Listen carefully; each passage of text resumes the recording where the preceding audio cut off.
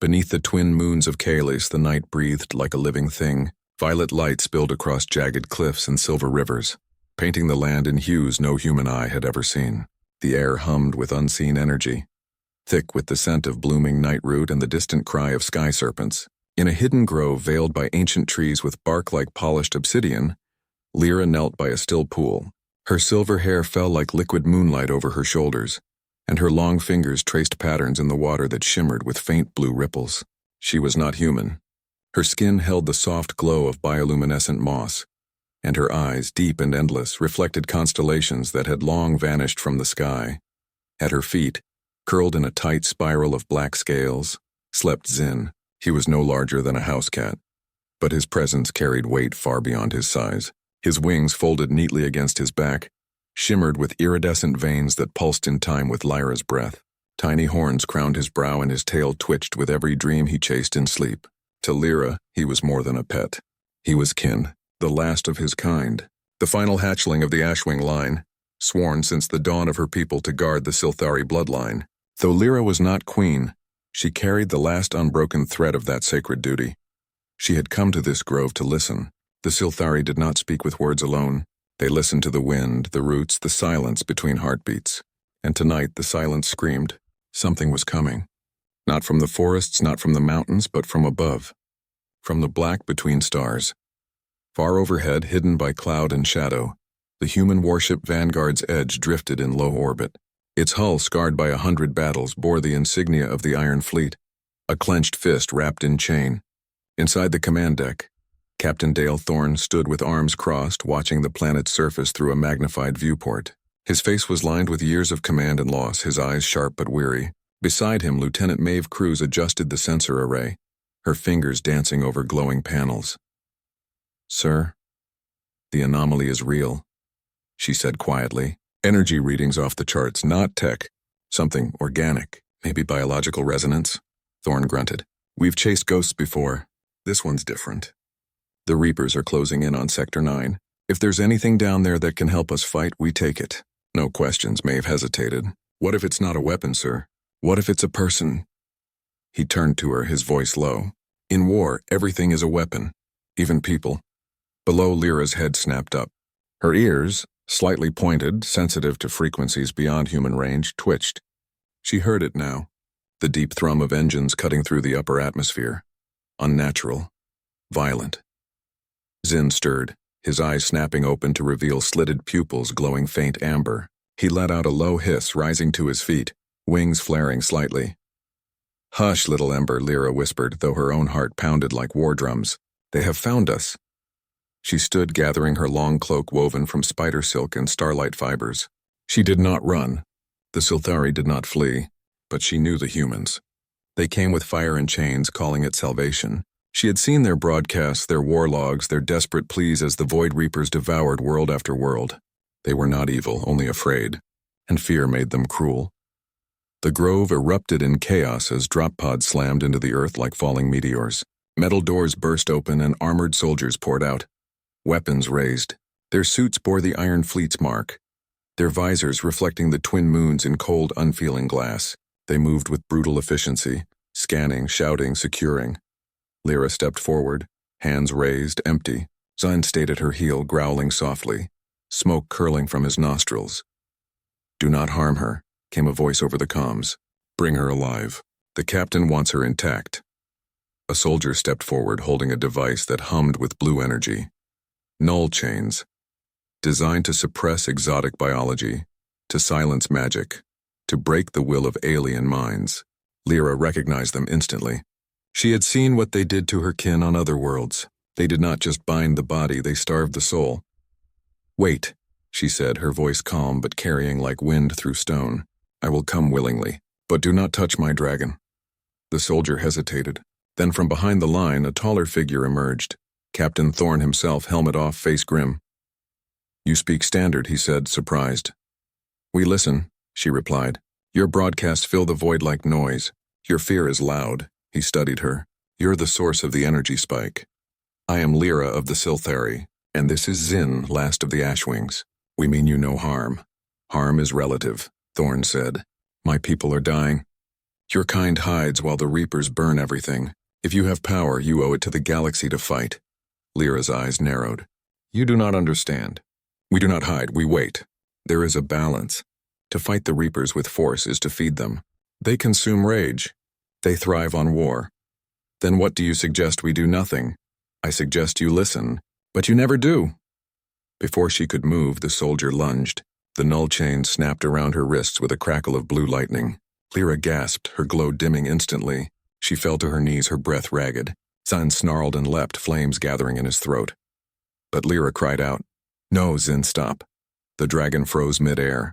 Wings spread, eyes wide with anguish. Thorn raised a hand, halting his men. Stand down. He's not attacking. Zin landed softly, trembling, and pressed himself against Lyra's side. She reached for him with bound hands, her fingers brushing his scales. Tears, silver like her hair, slid down her cheeks. You will regret this, human, she whispered. Maybe, Thorn said, but regret won't save my fleet. They dragged her to the drop pod. Zin followed without command. His small body tense, his gaze never leaving Lyra. The soldiers debated killing him, but Thorn shook his head. If he's tied to her, he stays. Maybe he's part of whatever she is. Aboard the Vanguard's edge, Lyra was placed in the brig, a cold metallic cell lined with dampening fields. The null chains remained, draining her slowly, turning her inner light to ash. She sat on the floor, back against the wall. Zin curled in her lap despite the restraints. He nuzzled her neck, trying to share warmth she no longer had. Through the transparent barrier, Maeve watched. She had argued against the chains, but protocol overruled compassion. Still, she returned after her shift ended, standing silently outside the cell. Why did you come so easily? Lyra asked, her voice weaker now. Because I saw your eyes, Maeve said. You weren't scared of us. You were sad, like you knew what we'd do before we did it. Lyra smiled faintly. Humans always take. Rarely ask. We're desperate. Desperation is not excuse. It is warning. Maeve hesitated. What are you, a guardian? A remnant. A fool, perhaps, for thinking your kind had changed. And the dragon, my brother in spirit. My last promise kept. Zin lifted his head and stared at Maeve. Not with hostility, but with ancient knowing. Maeve felt a strange pull in her chest, as if the little creature saw straight through her armor, through her fears, to the quiet hope she kept buried. Thorn appeared behind Maeve, arms crossed. Enough chatter. We jump to Sector 9 in 6 hours. If she's useful, she proves it then. If not, he didn't finish. He didn't need to. Lyra looked up, her dimmed eyes meeting his. You think I am weapon? I am not. But I can give you something better. What's that, a chance? Not to win, but to become something that can? Thorn scoffed. Cryptic nonsense, perhaps. But your Reapers do not fear bullets. They fear what they cannot consume. And I offer you that. He turned to leave. Dream on, alien. But as he walked away, Lyra whispered so only Zin could hear. And maybe the walls, and maybe the stars beyond. The first ember is already lit. Zin closed his eyes, and for the first time since their capture he purred, a sound like distant thunder, soft and full of promise. Days passed aboard the Vanguard's edge, and time blurred in the cold hum of the brig. Lyra sat unmoving, her silver hair dull, her glow nearly gone. The null chains wrapped around her wrists and ankles pulsed faintly, siphoning her energy like slow poison. She refused the nutrient paste, slid through the slot in the door. She spoke to no one. Only Zin remained close, his small body pressed against her side, his warmth a fragile shield against the ship's sterile chill. He had not eaten either, surviving on something deeper than food, on bond, on memory, on the quiet hum of Lyra's fading life song. Maeve Cruz returned every night after her shift ended. She never brought guards, never spoke through the intercom. She simply stood outside the cell, watching. At first Lyra ignored her, but on the third night as Maeve turned to leave, Lyra spoke. You come like a shadow that forgets it casts light. Maeve stopped. I don't know what that means. It means you are kind but afraid to show it. Maeve faced the cell again. Maybe. But kindness won't stop the Reapers. They've already taken 3 colonies this week. Millions gone. Turned to dust and static. Lyra lifted her head slowly. Then why do you still look at me like I am something worth saving? Because you haven't tried to kill us. Even when we chained you. Even when we dragged you from your home. Home is not a place, Lyra said softly. It is a promise. And mine is broken. Zin stirred, lifting his head. His amber eyes glowed faintly in the dim light. Maeve crouched down, meeting his gaze. He understands us, doesn't he? He understands more than you speak. Dragons do not hear words. They hear intent. Maeve hesitated. Can I come in? Lyra studied her. You carry no weapon, not on me. But the ship is full of them. That is not your fault. Come. The door hissed open. Maeve stepped inside, careful not to startle Zin. He sniffed her boots, then gave a soft chuff. She knelt a few feet away. Why won't you eat? Because your food carries silence. My body needs song. Starlight. Memory. Your paste is empty. Maeve frowned. We don't have starlight on a warship. You have stories. Those feed too. That night, Maeve brought water. Not from the ship's recycler, but from her own private stash, sealed in a glass vial she'd kept since basic training. It was rainwater from Earth, collected before the Reapers came. Lyra accepted it with trembling hands. She drank slowly, and for the first time, a flicker of silver returned to her skin. Thank you, she whispered. Maeve returned the next night with more than water. She brought a small data chip, old and worn. On it were recordings. Songs from Earth, voices of children, ocean waves, wind through pines. Things the Reapers had erased from most human worlds. Lyra listened with closed eyes, tears slipping down her cheeks. You keep these like treasures, she said. They're all I have left of before. Lyra opened her eyes. Then you understand loss. Good. That is where truth begins. Over the next few nights, trust grew like a fragile vine. Maeve learned that Lyra's people, the Siltheri, had once walked among stars. They were not warriors. They were watchers, keepers of balance. They believed the universe breathed in cycles. Creation, conflict, silence, rebirth. The Reapers, Lyra explained, were not invaders. They were a symptom. A fever in the cosmic body, born from civilizations that grew too loud, too greedy, too certain of their right to rule. Your war feeds them, she told Maeve one night, her voice stronger now. Every bomb, every scream, every act of rage, it is fuel. They do not conquer. They consume despair. Then what do we do? Stop fighting, no. Fight differently. Not with fire, but with echo. Not with force, but with seed. Maeve didn't understand, but she listened. Zin, meanwhile, began to explore. When Maeve left, he would slip out of the cell, doors left slightly ajar by her careful hands, and wander the lower decks.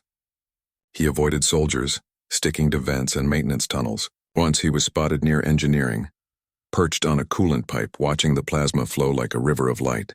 Engineers thought he was a glitch in the sensors, until he blinked.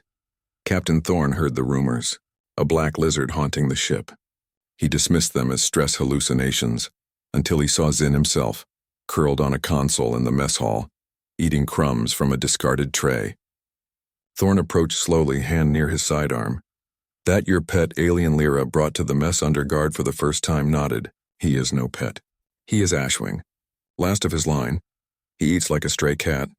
He eats what hope you leave behind. Thorne scowled but said nothing. He ordered Zin allowed free movement, under observation. Something about the creature unsettled him. Not its size, but its stillness. Its eyes held too much knowing.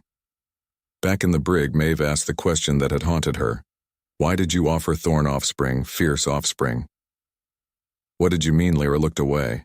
It is not what you think. I do not speak of children born of flesh alone. The Siltheri do not reproduce as humans do. Our legacy is woven. When a guardian bonds with a worthy soul, human, dragon, or other, a new being can awaken. Not born in womb, but in will, in sacrifice. In fire shared, you mean? Like a hybrid effusion. Human courage with Siltheri memory, dragon spirit with mortal heart. Such a being could walk where Reapers cannot follow, not because it is stronger, but because it carries no despair. Only purpose. Maeve sat back, stunned. And you think Thorne is worthy? Lyra shook her head. No, he is too full of ghosts. But someone on this ship might be.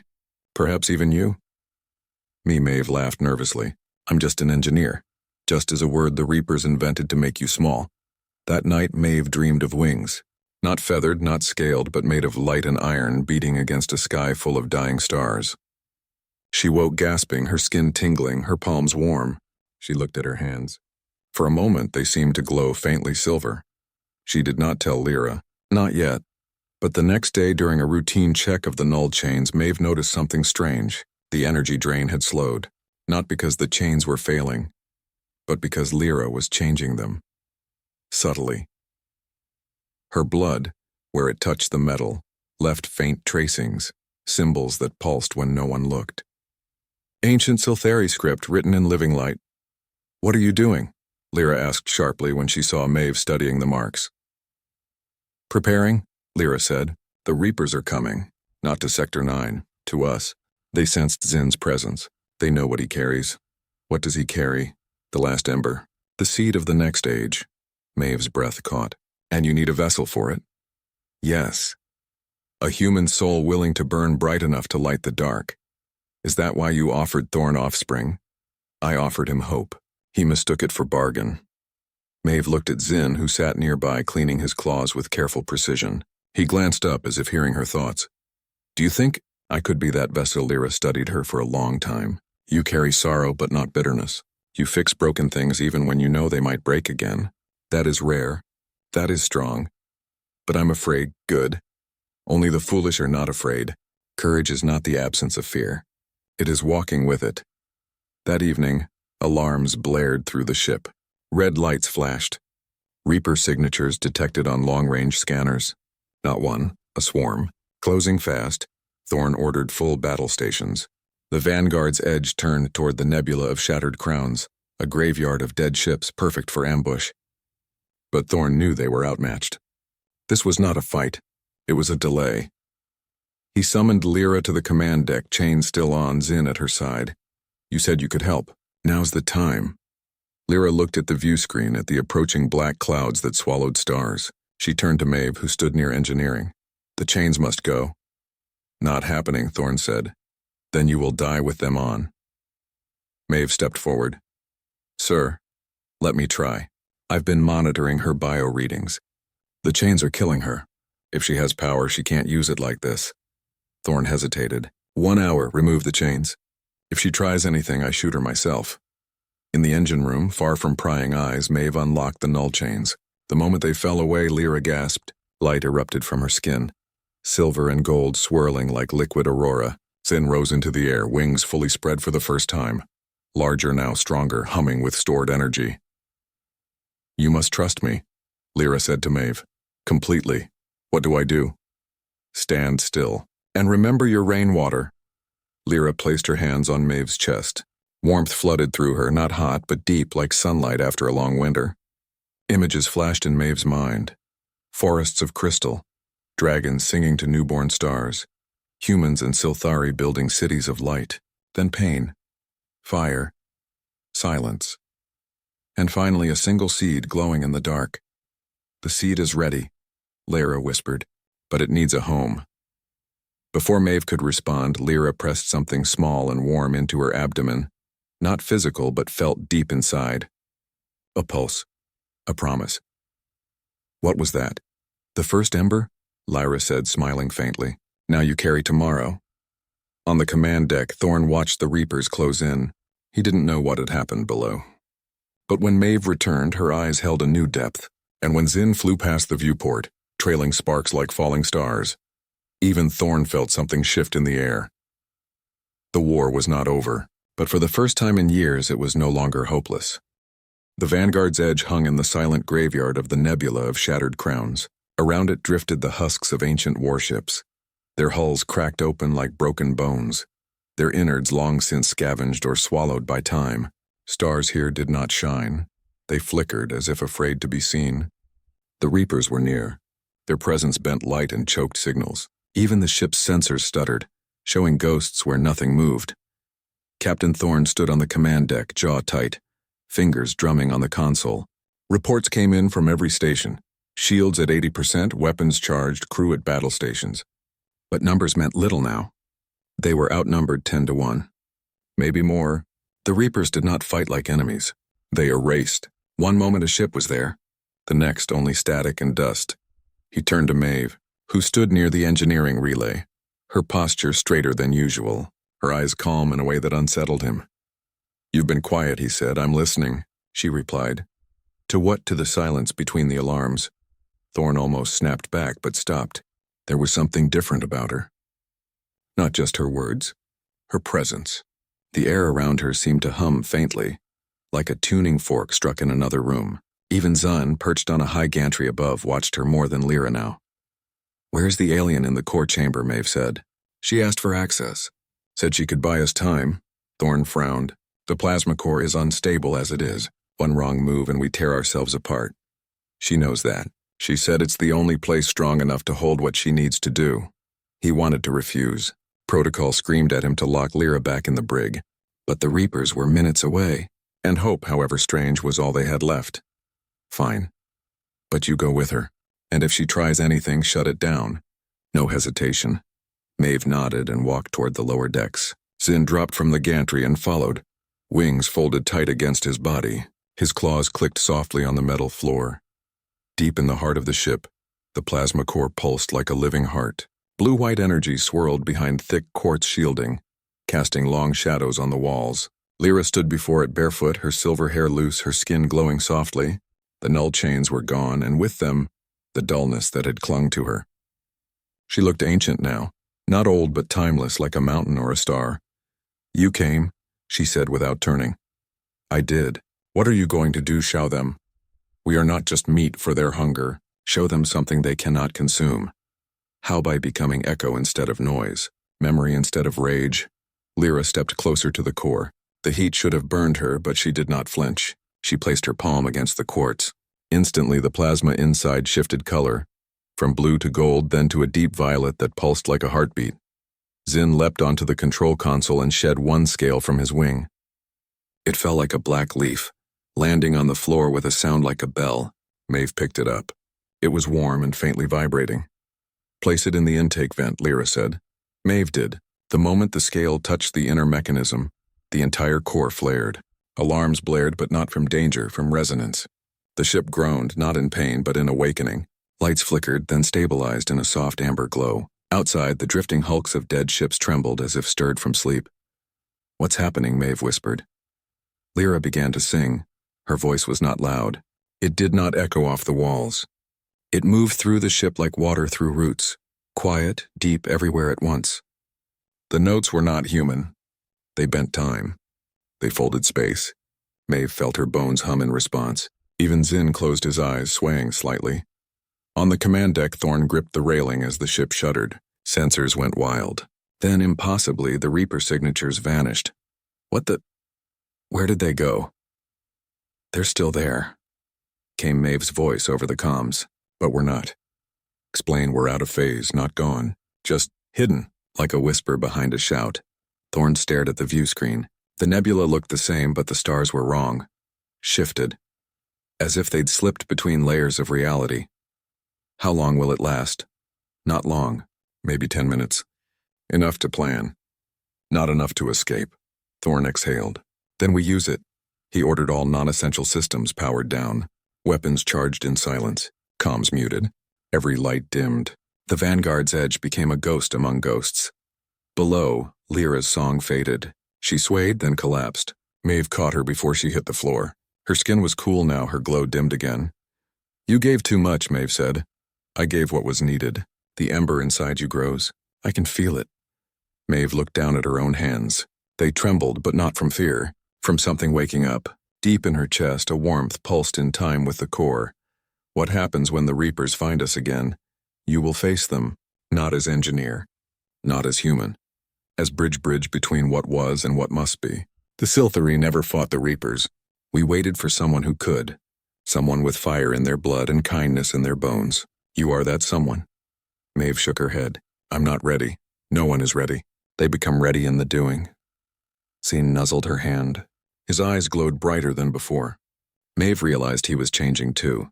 His scales shimmered with new patterns, lines of gold threading through the black, like constellations being drawn in real time. Thorn's voice crackled over the comms. Maeve, report to the command deck. Now. She helped Lyra to her feet. The alien woman leaned on her, weak but smiling. Go, Lyra whispered. I will rest. The ember needs its guardian. Maeve ran through the corridors, Zin flying just above her shoulder. On the command deck, Thorn stood with a new plan spread across the holotable. It was desperate, suicidal. But it was all they had. We lure them into the core field of the largest wreck, the dreadnought Iron Crown. Its reactor is still hot. If we trigger a cascade, it might take a few Reapers with us. Maeve stared at the plan, then shook her head. No, that's still fighting with noise. With explosion, they'll just feed on it. Then what do you suggest? Let me go out there. Thorn laughed bitterly. With what a wrench and a prayer with what Lyra gave me. Before he could argue, Maeve placed her hand on the main console. The moment she touched it, the ship responded. Not through commands, but through feeling. The core's rhythm synced with her pulse. The shield shimmered with a faint silver hue. Even the light softened as if the ship itself recognized her. Thorn stared. What are you? Not what I was, she said. Something more.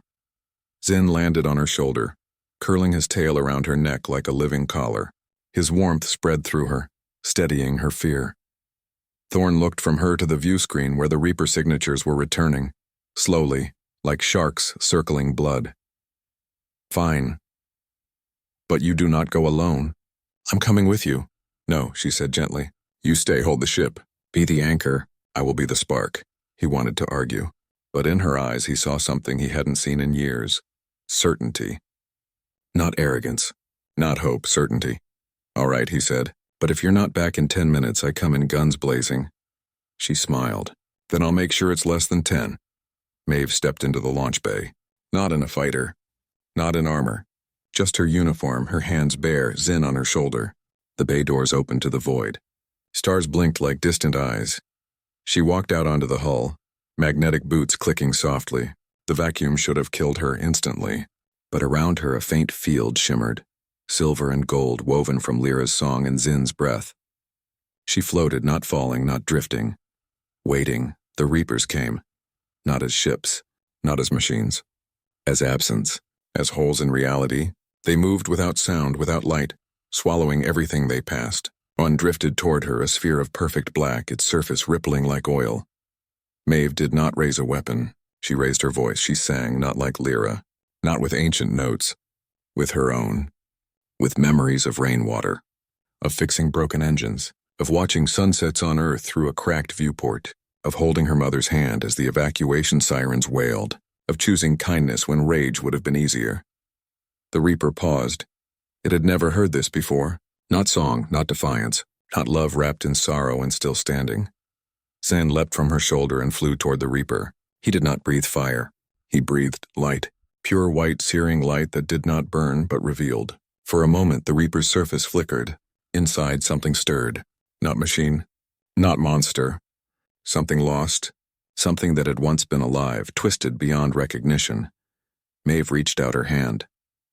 You don't have to consume, she said, though no sound carried in space. You can remember. The Reaper trembled.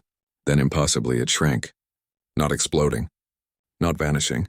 Folding inward like a flower closing at dusk. It became a single point of darkness, then dissolved into stardust. Silence.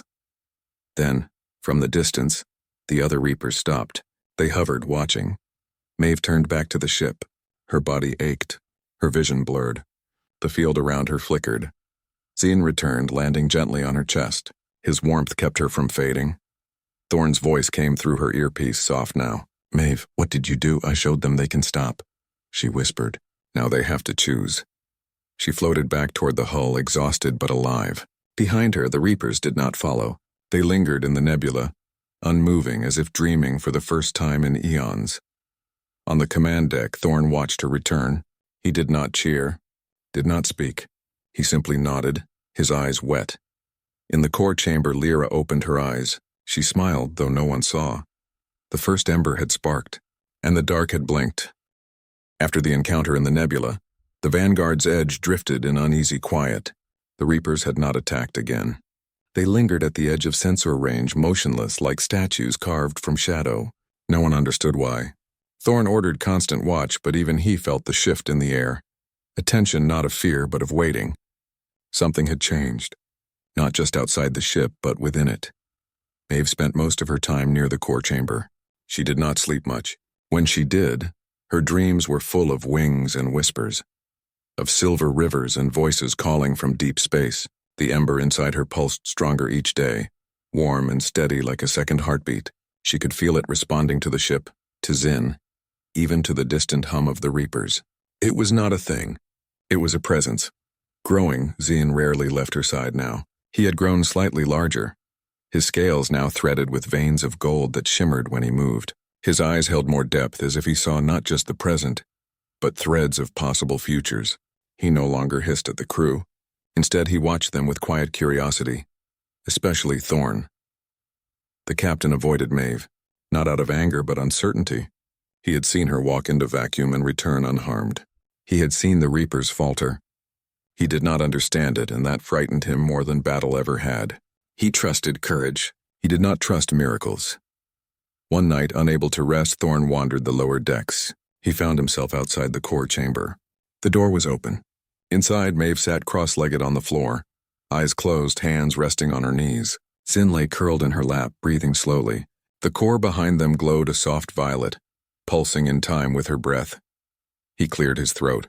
Maeve opened her eyes. "Sir, what are you doing listening?" "To what of the Ember? It's learning." "And so am I." Thorn stepped inside. The air felt thick, charged, like before a storm, but peaceful. He looked at Zin. The dragon lifted his head and met his gaze without blinking. "That thing, it understands us, doesn't it?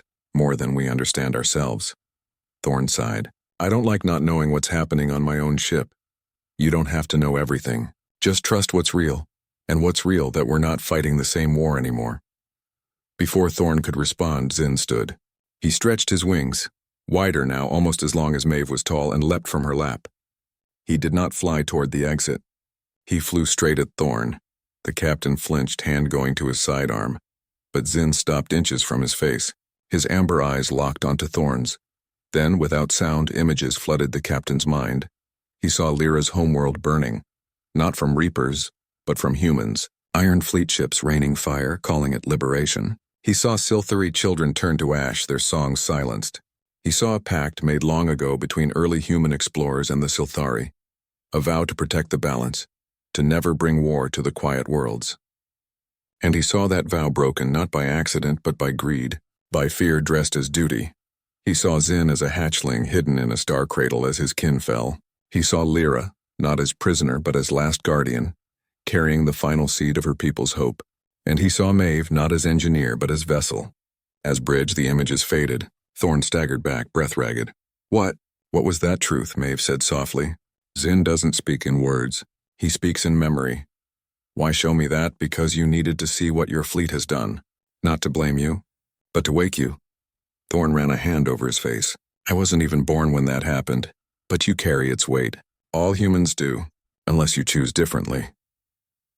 Zin landed on the console and tapped a claw against the core interface. Symbols appeared, Silthari script glowing faintly. Maeve rose and read them aloud.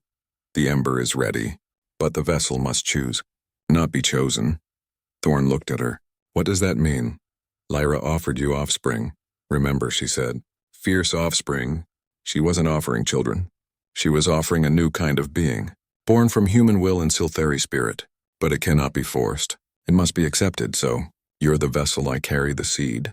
But the full merging, the true birth, requires a soul willing to surrender and become something else. Not die, transform, and you're willing." "I don't know," Maeve admitted, "but I'm trying." Thorn was silent for a long time. Then he said, "What if I volunteered?" Maeve shook her head. "You are not ready." "Why not? Because you still see this as a weapon, as a tool to win." "The Ember isn't about winning. It's about becoming something that doesn't need to." Thorn looked down. "Maybe, but if it can save lives, it can. But only if it's born in truth, not desperation." Zin hopped down and walked to Thorn. He nudged the captain's boot with his snout, then looked up. In his eyes, Thorn saw something unexpected. Pity, not for him, but for the path he had walked. Then Zin turned and walked out of the chamber, tail held high. Maeve followed, leaving Thorn alone with the pulsing core and his own thoughts. The next day, Lyra requested to speak with Thorn. She was still weak, but her glow had returned slightly. They met in the observation lounge, where the nebula stretched like a bruise across the void. "You saw?" she said. "Through Zin. I did. Do you understand now why I offered what I did?" "I think so. You weren't bargaining. You were inviting." "Yes. The Silthari do not give power. We offer partnership, but your kind always takes, not all of us." "No, not all, but enough to break the balance." Thorn looked at her. "Is there still hope?" "There is always hope. But it must be tended, not seized. What happens now? The ember grows. Soon it will need to awaken fully. But it cannot do so in war. It needs peace. Even a moment of it, we don't have peace. The reapers are still out there. They are waiting. They felt the ember too. They do not understand it, but they fear it. Not because it can destroy them, but because it reminds them of what they once were. Thorn frowned. You think they were alive once? All things begin in life, even shadows. That night Maeve dreamed again. This time, she stood on a shore of black glass under a sky with no stars. Before her stood a figure, tall-winged, eyes blazing with twin suns. It reached out a hand. She recognized it. It was her, but not yet. Wake, it whispered. The time is near. She woke gasping. The ember burned hot inside her. She knew what had to happen.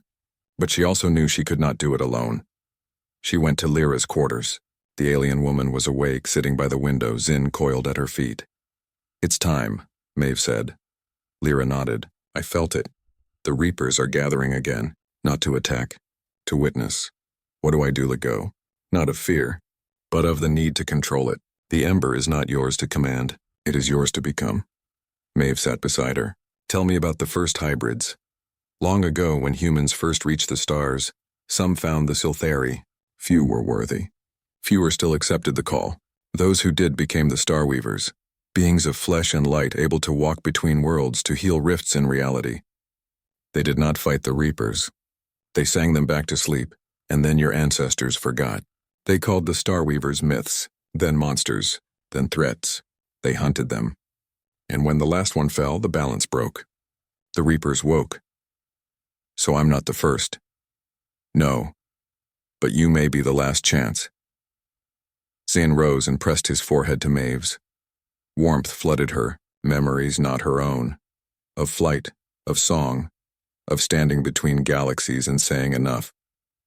I'm scared, she whispered. Good, Lyra said. Now you are ready. On the command deck, alarms blared. The Reapers were moving. Not toward the ship, toward a single point in space, the heart of the nebula. Thorn called for Maeve. She arrived calm, eyes bright, Zin on her shoulder.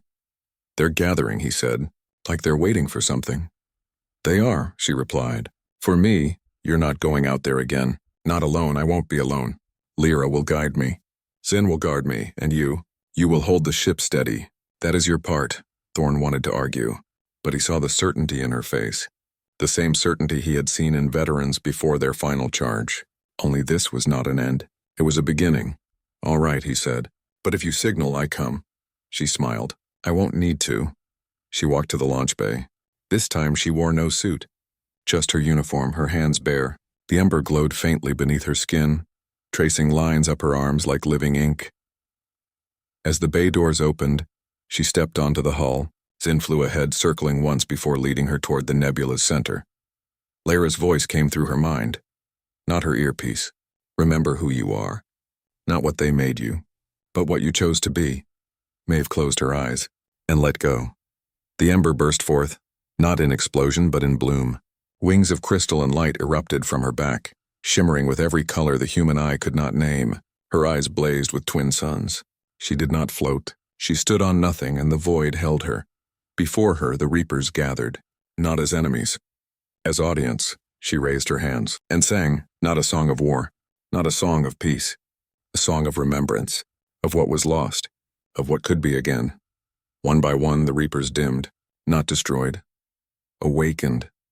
Their darkness peeled away like old skin, revealing cores of soft silver light, souls long buried. Now remembering, Zin circled above, roaring a sound that was not sound but pure resonance. It shook the nebula, not with force but with truth. Far behind, on the Vanguard's edge, Thorn watched through the view screen.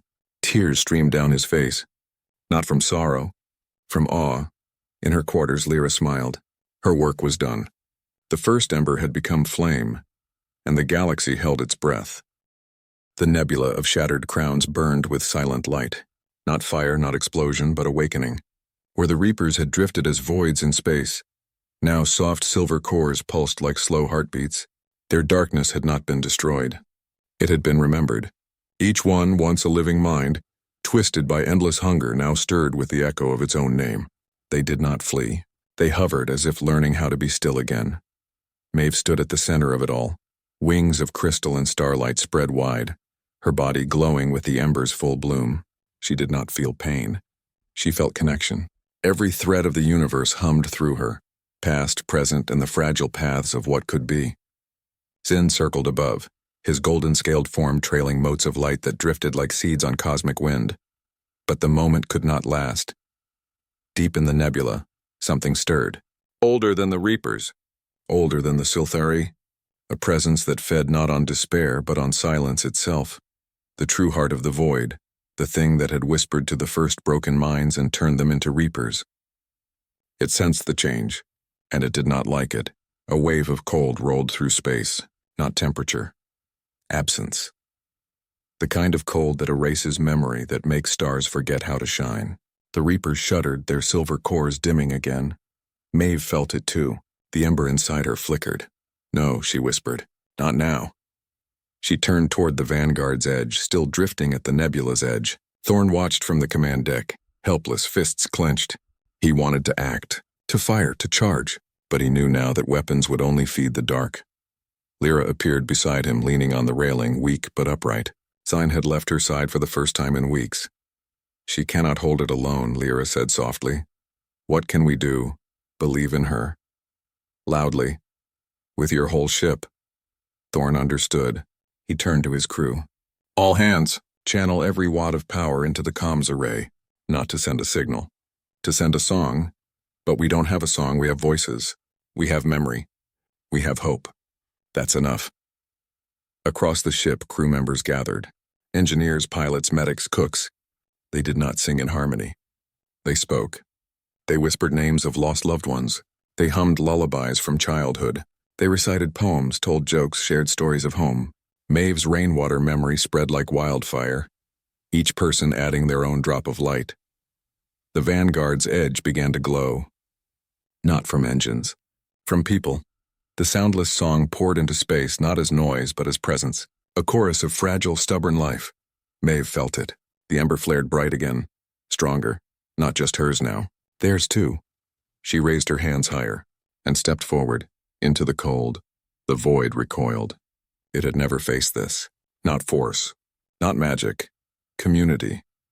The simple, terrifying act of many souls choosing to remember each other in the face of nothing. Zin dove from above, not breathing fire, but releasing the last of his dragon essence. A single drop of molten gold from his heart. It struck Maeve's chest and vanished into the ember. In that instant, she changed. Her wings hardened into living crystal, etched with Scifi script and human fingerprints. Her eyes blazed not with suns, but with galaxies being born. She was no longer just Maeve. She was the first true hybrid. The bridge made flesh. She did not attack the void. She spoke to it. You are not alone, she said without words. You never were. The void trembled. For the first time in eons, it felt seen.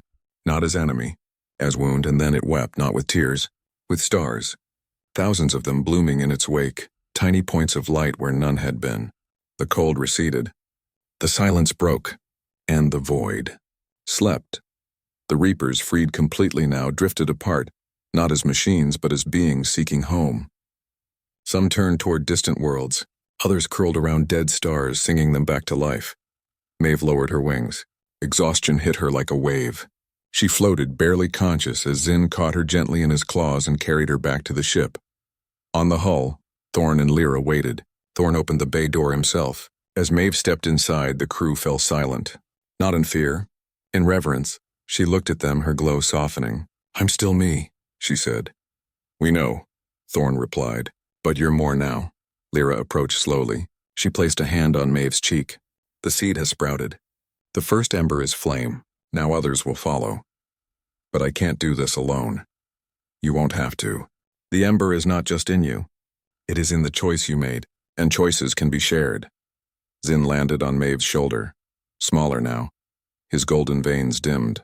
He had given much, but his eyes still held ancient fire. Thorn looked out at the nebula. The dead ships still drifted. But between them new light grew. Tiny green shoots on hulls, moss blooming in vacuum, life returning where none should be. What do we do now? We go home, Lyra said, not to hide, to teach, to heal, to show your people that war is not the only answer. And the Reapers, they are no longer Reapers. They are reminders, and maybe someday allies. Maeve touched her chest. The embers still pulsed, but quieter now, resting, waiting. I can feel others, she said, far away, on other ships, other worlds. They carry the same spark. They just don't know it yet. Then we find them, Thorne said, not as soldiers. As guides. The Vanguard's edge turned away from the nebula, not in retreat. In purpose. Weeks later, on the edge of human space, they found the first colony untouched by Reapers, a small outpost on a blue-green world. Its people were starving, afraid, waiting for the end. When the ship appeared, they panicked, but then Maeve stepped onto the hull, wings spread, light shining. And she sang not a battle cry, a lullaby. The people listened, and for the first time in years they did not prepare to die. They prepared to live. Back on the ship, Lyra stood on the observation deck watching the colony below. She was fading. Her work was done. The last of her energy had gone into the ember, into Maeve, into the future. Zin lay at her feet, eyes half closed. He knew. You did well, little ember, she whispered. He purred softly, a sound like distant thunder. Far away, on the ruins of Kalis, the twin moons rose over the silver rivers. The grove where Lyra once knelt was empty, but in the still pool, a single scale floated, black with golden veins. And from it a new shoot grew, small, green, alive. On the Vanguard's edge, Maeve stood at the helm now, not as engineer but as beacon. Thorne stepped beside her. Where to next? Wherever the ember calls, she said, and the ship sailed on, not toward war but toward dawn.